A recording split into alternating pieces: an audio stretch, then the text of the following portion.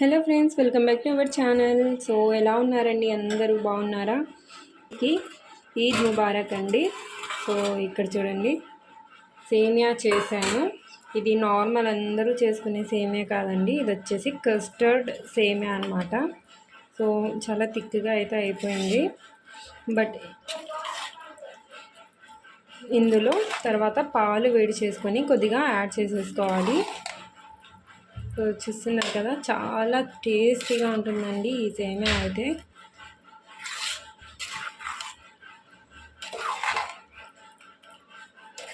Same ice cream తిన్నట్టుగానే ఉంటుంది. ఓకేనా?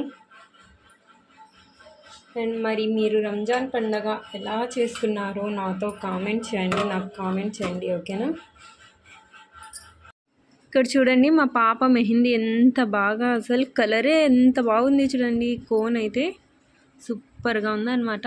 Design ఎలా ఉంది కామెంట్ చేయండి. ఓకేనా?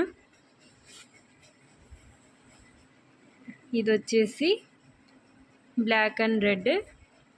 సో ఎలా ఉందో నాకు కామెంట్ అయితే చేయండి, రెండిట్లో ఏది బాగుంది అనేది.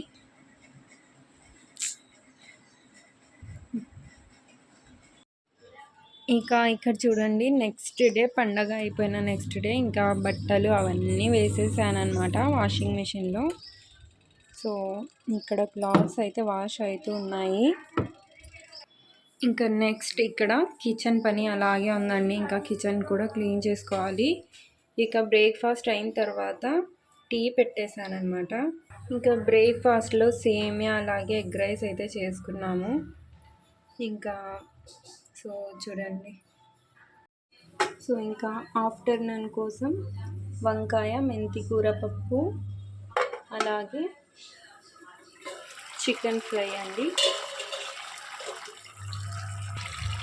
సో చికెన్ని నేను నిన్న మ్యారినేట్ చేసి పెట్టానండి, అందుకనే లోపలి వరకు బాగా మసాలాలన్నీ అబ్జర్వ్ చేసుకుని ఉన్నాయన్నమాట చికెన్ పీసెస్. ఇంకా ఇది ఫ్రై అవ్వాలండి. ఇందులో ఉన్న వాటర్ మొత్తం ఇంకిపోవాలి. సో ఫ్రై చేస్తున్నాను కాబట్టి. సో ఇక్కడ చూడండి, మెంతి కూర, వంకాయ పప్పు అలాగే రైస్ అండ్ చికెన్ రోస్ట్ అన్నమాట.